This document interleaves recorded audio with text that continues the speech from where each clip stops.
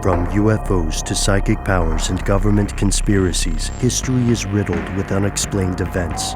You can turn back now or learn the stuff they don't want you to know.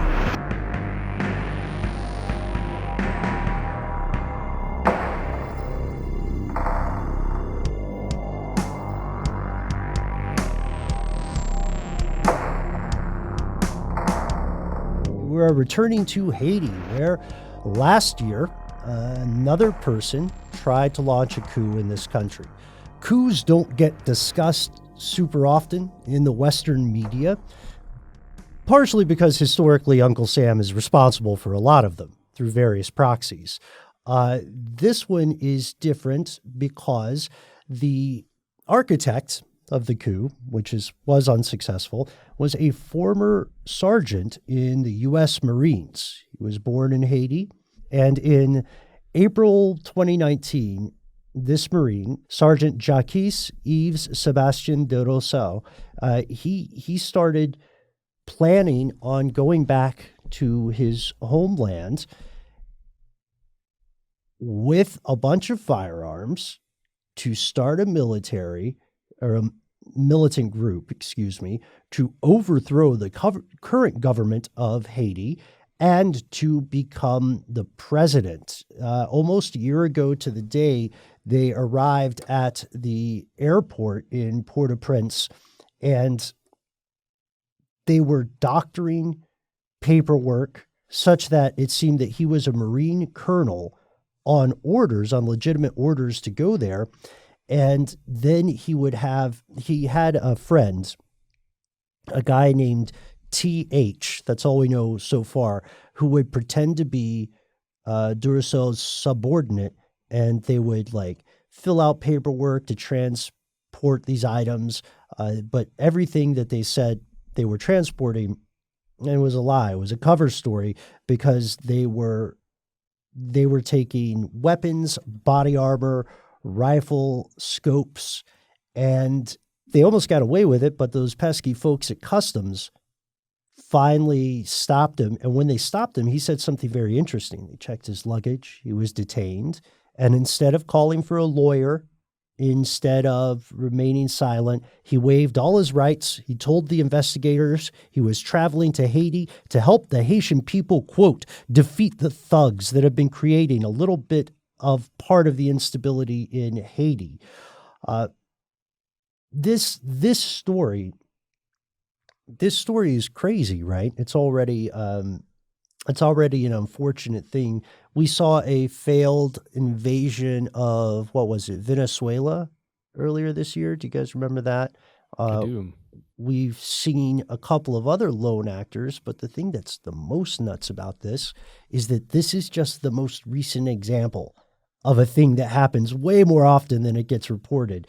There's a Marine corporal named Hussein Farah Adid who used to lie to his bosses about missing drill periods. He would say he had to travel outside the country, and what he was actually doing when he was doing that was returning to Somalia, where he worked for his father, Mohammed Farah Adid. The job he did for his father was to be a general in his militia, because his father's a warlord, because of course he is. And the coup actions and instabilizing actions of Adid led to the deaths of 18 U.S. service members in an incident that you may most easily remember from the film and book Black Hawk Down. Wow. This is in nuts. Mogadishu? Mm-hmm.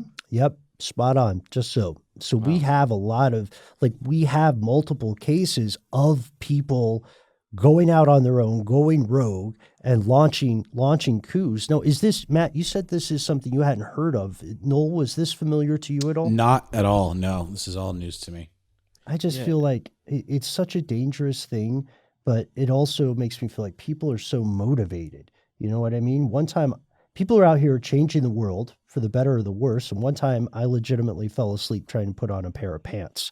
Like, this puts ambition into perspective. But also, I just want to know more about that. But we'll leave it there for now. It was a long day. They weren't complicated pants either. It's just the same two legs that humans would have. But yeah, so the reason we know about Duracell's plan was that just recently, just a few days ago, he was found guilty. It was just last week, actually. He was found guilty this past Thursday. We're recording this on December 14th. He was convicted of 5 various counts, smuggling firearms, and of course, it was acknowledged that he was going in there to train up his own secessionist group. The Justice Department said that he was going to be sentenced during March of 2021.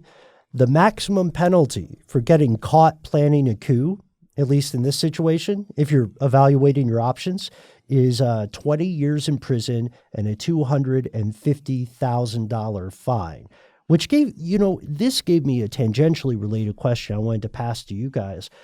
You know how when you see people convicted and they get the maximum fine for something and it's like 250 grand or 500 grand or something like that, if they're not well-to-do, if they're not a Bernie Madoff, how do they pay that? Do their wages get garnished? Like what happens? I'm sure that's what it would be. And there's an attempt to pay it off. And then I don't know what pressures are able to be placed on any individual who owes something like that. I just don't know. I've never experienced that before. Legal beagles or legal badgers, we should say, in the audience. Let us know how that works, because it's something that's always, I haven't looked into, but it always confused me. When you hear somebody get hit with a tremendous fine and you know that they are not part of the upper crust, so they probably can't pay it, just out of pocket. So I guess they just spend their lives with like some crippling debt. It's kind of like student loans, right? But it's crime loans. Ben, I just want to make sure. So the guy in question who took all this stuff, all these weapons over to Haiti, it sounds like a bunch of handguns, mostly handguns, a couple rifles, some body armor and stuff. He was not charged in Haiti for attempting a coup. He was sent back to the U.S. and charged here or there. Yeah, he was, because he was smuggling guns from the U.S. to Haiti. So the U.S. Justice Department came down on him because he, according to Robert Higdon, the U.S. Attorney for the Eastern District of North Carolina, he violated U.S. firearms laws, particularly in relation to export and licensing. And then he says, just buries the lead here, quote, "But it additionally posed concerns about our citizens unilaterally acting in relation to the government of a foreign country." Especially because he's a Marine. He has the training. We talked about this earlier, right? He has the expertise and familiarity to teach people. He once served as a marksman in Quantico. And this was the real deal. It makes you wonder how many... Oh, he was also impersonating a rank he did not earn, impersonating a colonel. So it makes you wonder how many close call coups or coup attempts we've had from these like Lone Rangers, right? Like I don't know if we ever talked about, did we talk about the Venezuelan coup on this show? It was called Operation Gideon. Don't think so. I know we mentioned it when it was happening, but I think it was just in passing conversation. This one was a partnership with an American private military company called Silver Corps USA, spelled like CORP USA, to infiltrate Venezuela by sea and then forcibly remove Maduro from office. So a coup. Apparently, the problem is this happened in May of this year, and apparently it was just a real shit show, because they had little to no chance of success. There was like this kind of slapstick attempt to get these motorboats into the area. They had former Green Berets serving as mercenaries, and the Green Berets must have just been severely unimpressed with the whole operation. And you'll recall there were some rumors quickly buried in U.S. media of a tacit agreement between Silvercore and a couple of, I believe it was private industry actors and maybe some factions of the U.S. government itself, but no actual Uncle Sam stuff. Wow. So far. It does make me think about some of these defense contracting companies and, some of the essentially mercenaries that end up in war-torn areas of the world, and, some of our coverage of that in the past. And it also makes me think about, do you guys remember something called Aero Trade? Did you ever hear of that? No. What was that again? This was just a really similar thing that occurred. It was a company in the United States. Oh Lord, I think it was Haiti. Maybe it was a different country, but where this company was essentially training or spending money to train and provide weapons and materials for the Haitian military, I think, or maybe that's right. Maybe it wasn't Haiti. Was it Haiti? I don't know. It was. You're right. You're just so. Yeah. It was a private company like that, just providing all this stuff, and they're not going through official channels. It's almost like, it reminds me of the CIA front companies and some of the work that we've looked at in the past there, where you use a front company or a defense contractor to go in to a different country and just operate under the radar, or at least until you're caught. Right. This also led me down a path when I was looking at coups, resistance groups, and other insurrectionist movements. This led me down a path that really disturbed me. First off, the long history of U.S. intervention in Haiti is an episode all its own.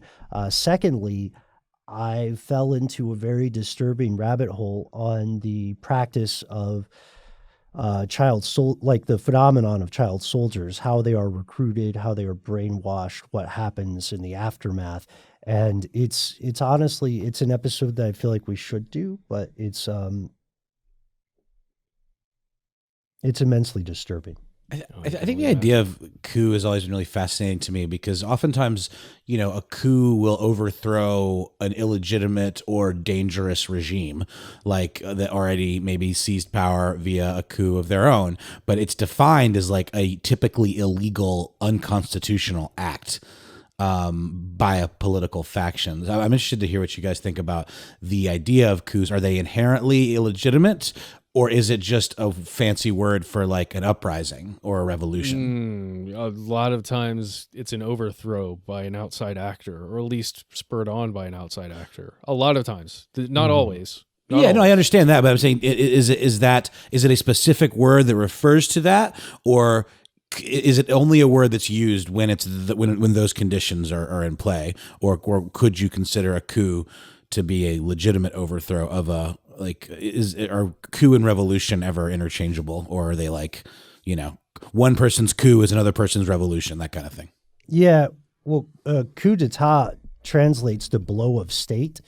So all coup d'etat are inherently and technically illegal in the country in which they occur, because they're unconstitutional. Those constitutions will have, at least on paper, some legal mechanism for the transfer of power. This is kind of silly. There's a lot of stuff in international affairs that's kind of silly, but a lot of professors and pundits will tell you that a coup is considered successful when the people who are in charge of the coup, when they can hold power for about a week, for 7 days. For some reason, that's the rule. They don't take you seriously on Thursday, but if you make it to Friday, congratulations. You are the new prime minister of Matvania. Sorry, Matt. It was just the first one that came to mind. I've been meaning to step down for a while. So that's something that I would love to dive into, like the history of coups. I mean, the history of human governance is one written in blood. It would be dishonest to phrase it any other way. However, I'm telling you, this child soldier thing, we have to look at it very close to cults. And I think a lot of people in the West have some stereotype of this occurring only in certain parts of the world. but it also occurs in the Middle East. It occurred in the U.S. We had child soldiers in the Civil War, and we even romanticized the idea of kids lying about their age to get into the military. Like these are two vaguely related ideas, but I think they're each on their own.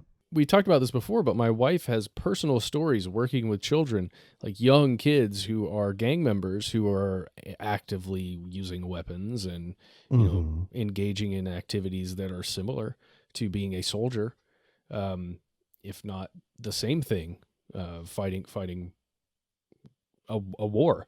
So I think it's this is definitely something worth our time and attention. So I'm down, Ben. Awesome. Okay. I've got one last thing on this as we move on.